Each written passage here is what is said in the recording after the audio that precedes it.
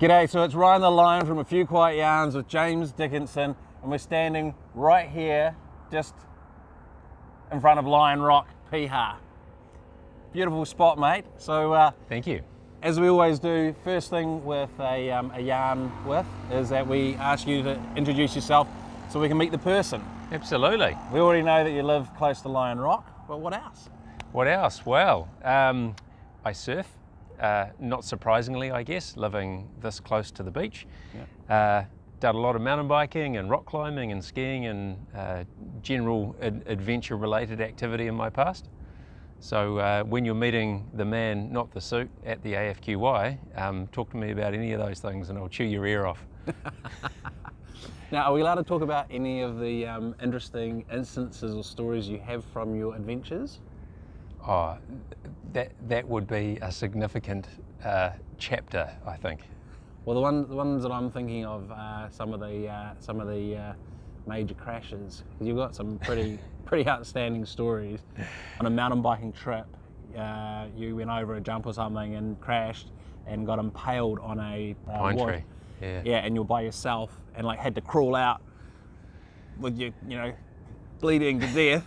And you're still alive here today. Just, yes, that's one of the many. I've had 7 knockouts, 13 concussions, broken my neck, my back, all of my ribs at various times, both collarbones twice, had over 600 accident-related stitches, that's not surgical as well.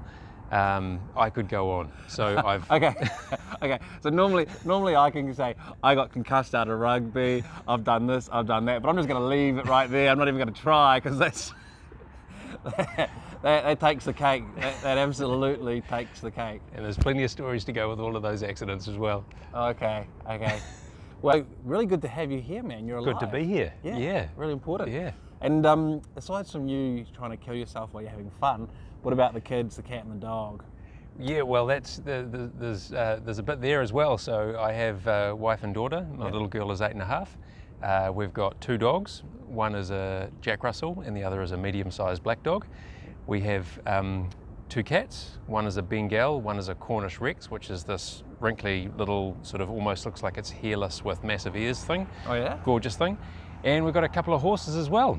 Oh really? Yeah. Well, I don't, but Kim and Nevy do. Yeah. So they're often up the hill, running around the paddocks or down at the beach and running through the sand and the water on the horses and ponies. So yeah, the animals keep us very busy. Makes it hard to go on holiday.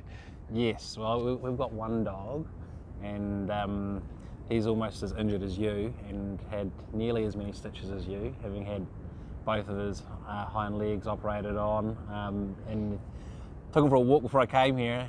I left him at home with Nikki with another injury. Oh. But anyway, he'll survive. So that's cool, man. You guys are almost like the what is it? The show The Good Life. Yeah. Do you grow sunflowers?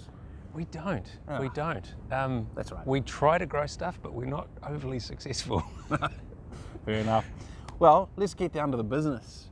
Sounds good. What impact are you making? And we're talking Unisphere Solutions, right? Absolutely. In case you didn't know. Great question, Ryan. Great question. We're making quite an impact actually, and it's from my experience as a CIO that led me to start Unisphere for this specific reason. And I guess the impact could be summarised as the fact that we're truly independent advisors. By independent, what I mean is we don't have a body shop. We don't have a cadre of engineers that we roll into every engagement. We'll do the strategy and we'll do your cyber assessment, and then we will upskill your team. We will use your internal IT team to do the delivery, and we will guide them on that journey, or we will direct your IT provider, integrator on your behalf, or we will help you find a new IT provider or integrator to do the delivery, and we'll direct them on your behalf.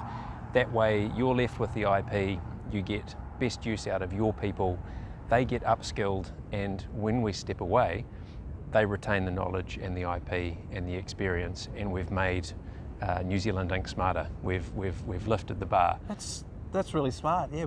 Being a service provider, I think it gets in your blood a bit, personally. You know, I've been both sales and marketing versus CIO and sales. Yes, absolutely. Great to have you sharing that experience from the other side and getting out there amongst New Zealand. So thanks very much. Thank you. And it's nothing against service providers, definitely needed out there. We're just not that for a very specific reason. Yeah, well, you obviously work with a whole lot of them, I'm sure. You like doing the strategy. I do. So stick to your knitting, as they say. Exactly. Or stick to your surfing. When Awesome. I'm not strategizing. Yeah, awesome. Okay, well, on to the third question then. What's your AFQY experience like? Experience, or is that plural? Do I have to pick one? No, so that's, yeah, so overall, in general. In general. I really like AFQY for its core ethos in the sense of meet the person, not the suit, and don't talk about work. We spend our lives talking about ourselves, talking about our work, constantly trying to posture and position to make the sale, to whatever, land the job, and it's tiresome. And we're busy people, so often we don't have time to go out and socialise and all the rest of it. So to be able to network in a work context but not talk about work is a stroke of genius, and it works very, very well. Thank you. It allows you to make real connections with people, have real conversations with people, because after all, people do business with people that they know, like and trust.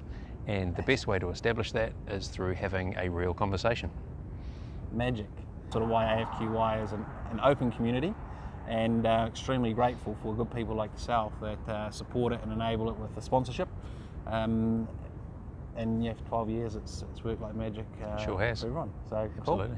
Cool. Okay, so on to our last question, and this is always the curly one or the tough one, because it's what is the coolest thing in tech according to you? It's not the coolest thing on the internet, can't Google it. It's not about work necessarily, it's about you. What do you personally enjoy? Well, there's a killer app, and I use this daily. So being a surfer, the biggest thing that affects my surfing life is the wind. And there's a wonderful little app called Wind Finder, and it is so accurate. And it's not just accurate here, it's accurate everywhere, whether you're in, you know, anywhere overseas. Okay. And so Wind Finder is a little killer app that I use a lot.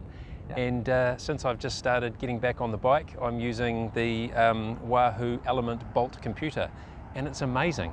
Wahoo, literally.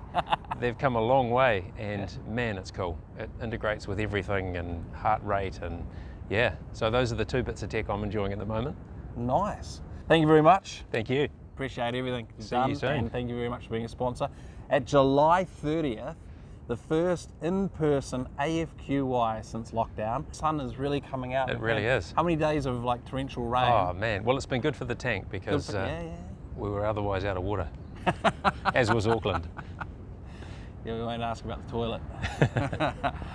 Yeah, so the rain's been good for that, but now the sun's coming out, must be time for a surf. Absolutely. All right, let's hit the waves. Sounds good. Ka kite anno. See you. The coolest thing in tech. He didn't read his homework. I really didn't. Ryan said to me before, so have you read the questions, are you ready? And I said, what questions? So this is all generally straight off the cuff. Hang loose. Yeah. And help you get on your way to being cyber secure.